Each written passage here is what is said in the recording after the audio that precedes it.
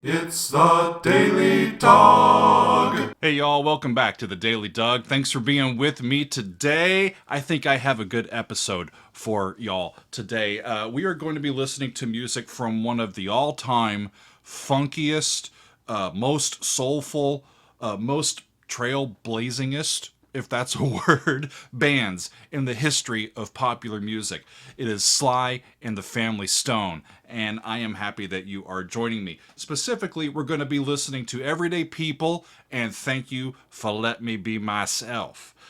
Y'all, and I know these tunes and I groove to these tunes, but I just couldn't stay away during our month-long celebration of Black History Month from Sly and the Family Stone. So we're going to have some fun today, and I think we're going to learn something. So this group was led by Sly Stone. He was an extremely talented multi-instrumentalist and producer. And in their core group, they had, not only Sly, but brother, singer, guitarist Freddie Stone, sister, singer, keyboardist Rose Stone, and then they had trumpeter Cynthia Robinson, drummer Greg Errico, saxophonist Jerry Martini, and bassist Larry Graham. They formed in 1966, and they were one of the first major breakthrough American rock groups to not only have a racially integrated roster of musicians, but a gender integrated roster of core musicians. And they were doing it. They put their money where their mouth is. They were specifically active, at least initially, during this major upheaval and civil rights struggle in the late 60s in America. And they were like, look to us, y'all. If you need a blueprint on how to get along with everybody and get stuff done, no matter if you're doing music or politics or running your own company or anything, if we can do it, y'all can do it. Right? And so we get these wonderful songs from this great band. And I'm going to start with Everyday People. And the reason why is it was their very first number one hit. It was released in 1968, late 1968, as a single. And it was also included on the album Stand, which was the band's fourth album. The album was released later on in May of 1969. The cause of peace and equality between racial and social groups was one of the major themes for this band. And this song definitely reflects that theme and that vibe. In the song, they popularized the saying, different strokes for different folks, right? So let's dive in, y'all, and listen to Everyday People from Sly and the Family Stone from 1968. Here we go.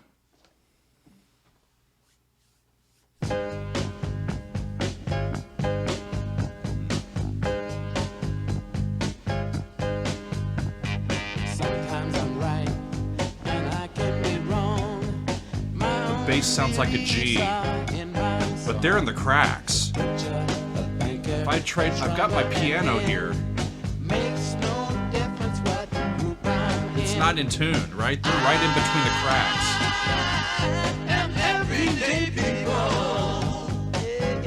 So I'm not going to play along to this one. It's not...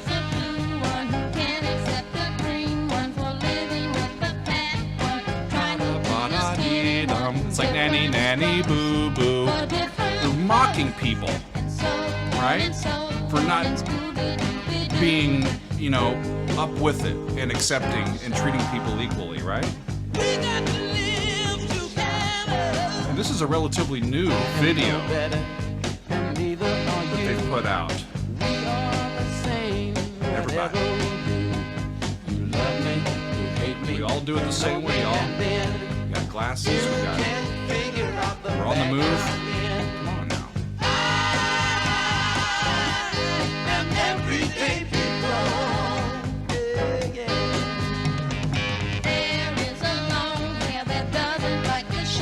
Long hair that doesn't like the short hair, for being such a rich one that will not help the poor one.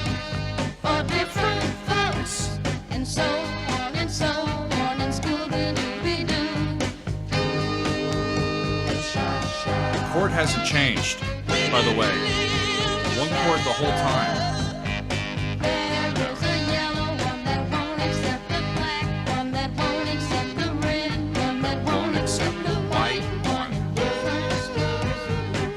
It's a groovy tune, but there is really pointed social commentary in this. You can just get caught up with the groove and forget what they're talking about real easily.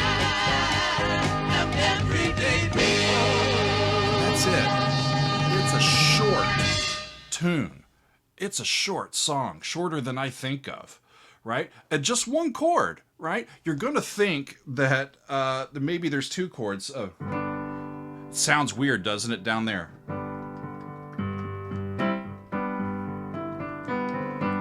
Just G, then C over G, the whole time. That's all that they're doing in that song. And it goes to show you, sometimes you don't need all those chords. Sometimes you just need one and a really nice little groove there to get things going. It's one of the first examples of sort of a slap bass style of playing from Larry Graham. And, with everyday people, the meaning, I think, is when they say that I am everyday people, they're saying I am a meaningful and whole member of a singular larger society, right? I have worth and I belong to be here just like everybody else. And they're just mocking people who aren't up with that, who disagree with that. In each of these verses, let's see, the butcher, the baker, the drummer, and then it makes no difference what group I'm in, right? Every one of us can make a difference or provide something meaningful in society. Verse 2, I am no better and neither are you. We are the same whatever we do. You love me, you hate me, you know me, and then you can't figure out the bag I'm in. There's the yellow one that won't accept the black one, that won't accept the red one, that won't accept the white one, and so on and so forth. And I think they're just telling us, stop the cycle of injustice and treating people badly. You can do that yourself and be an individual and stick up for not only yourself but for people around you. It's a great message, and so that was their first number one hit. And we fast forward about 6 months from the release of the album Stand, and the band released the absolute classic tune, Thank You, and then it's spelled weird, Fa lettin' me be myself again. And I didn't realize until today that it was spelled like that. I've never really seen it spelled. I've just heard it on the radio. And of course it means thank you for letting me be myself, but it's spelled in an odd way. And that's kind of fun. The song was supposed to be included on an upcoming album that the band was working on, but that LP was never completed. And so this song, Thank You, along with the song Star and Hot Fun in the Summertime, were instead included on their 1970 Greatest Hits album. And in this one, we're again going to hear Larry Graham exploring that slap bass technique. I think it's a little more prominent here. We've got the same musicians as we had for the previous song, so let's dive in, y'all. Sly and the Family Stone with Thank You for Letting Me Be Myself Again. Here we go. Right.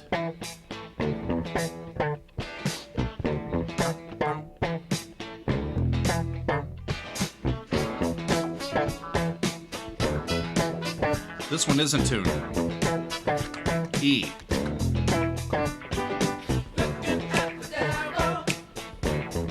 Just E minor pentatonic, I think.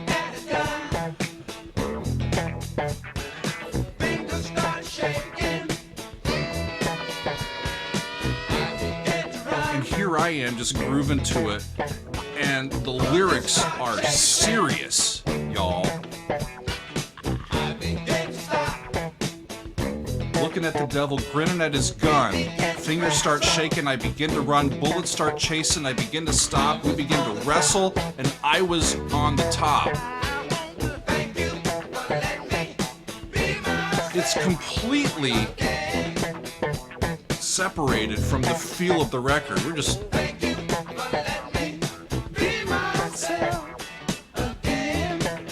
And here they are talking about some real social ills.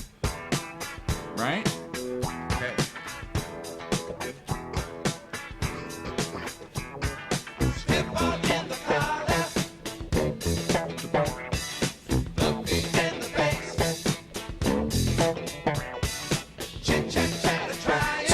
he's at a party, or at a gathering.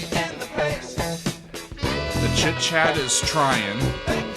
It's stuffy in here. Thank you for the party, but I could never stay.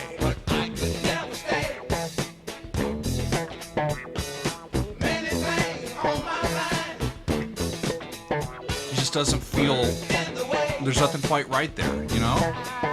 And so they go right into the chorus.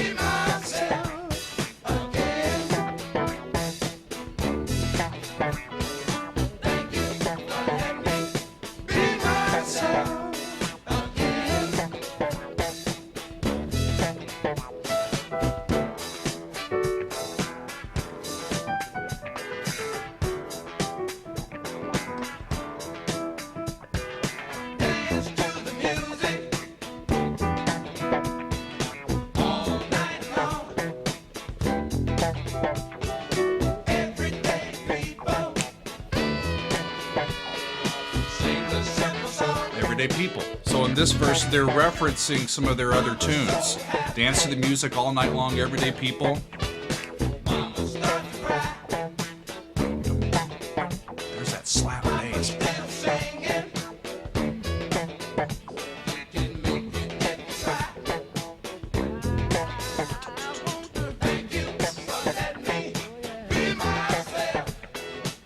Just a simple groove. And they just keep it right in the pocket the whole time. And I don't know if you've noticed, just like the previous song, only one chord. That's the funk sensibility in it. But it also has a real popular music sensibility as well. It's not so funky that it kind of just gets you all funked up. It's got a sort of this ever-present way of connecting with us, you know?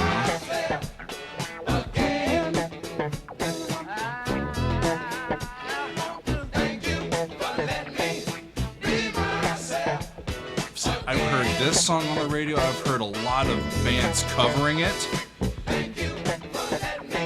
It's just a ubiquitous song in society.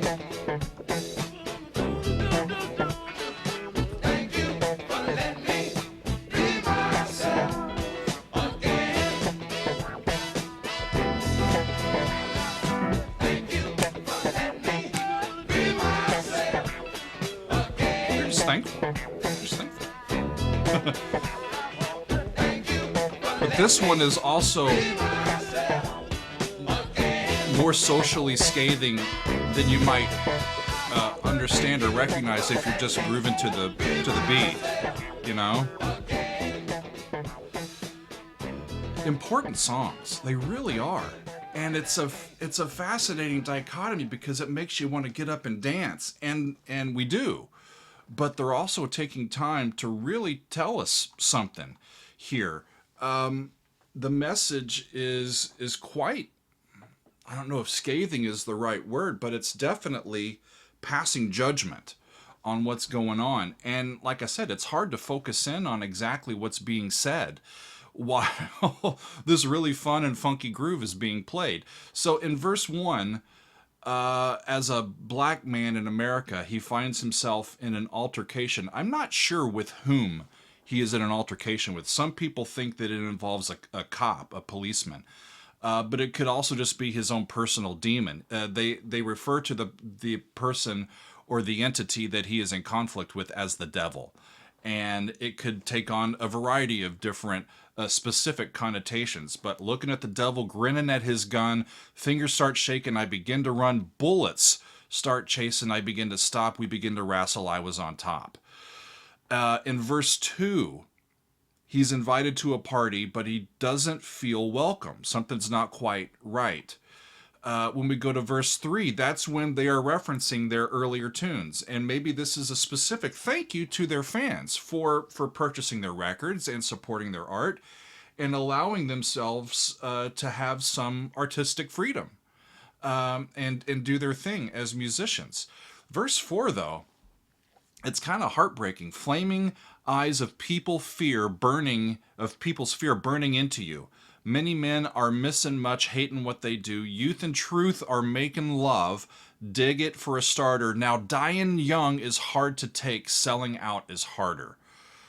And that line just shakes me to my core, right? He presents a heartbreaking choice faced by people in his position. Do I take a stand?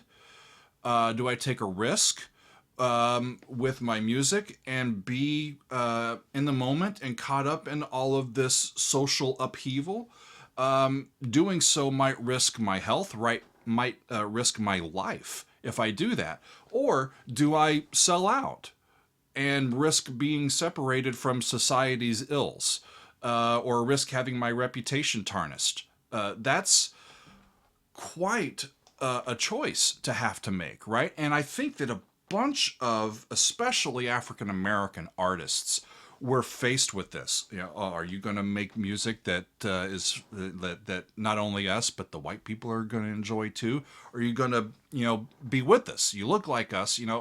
I'm learning so much more in doing all of these videos this month about the thought processes behind the sounds, and it's continually just illuminating of just what kind of pressure these folks were under, not only as musicians to keep coming up with really great and moving art, but that music had to say something specific, or it had to take a stand.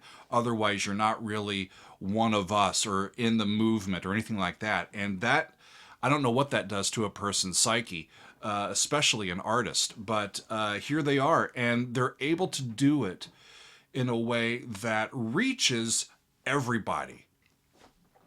And it's safe for us to groove with them and dance with them and be a person with with real emotions with them. And I'm just thankful that they found a way to thread that needle, because that's what they did, at least in my opinion, with these two songs and with the bunch of their tunes. They've got a bunch of just absolutely classic tunes and a great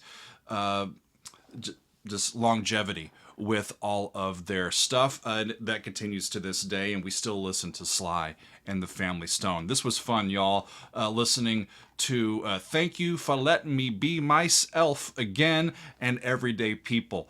It's great fun. We'll see you next time, y'all, on another edition of The Daily Doug.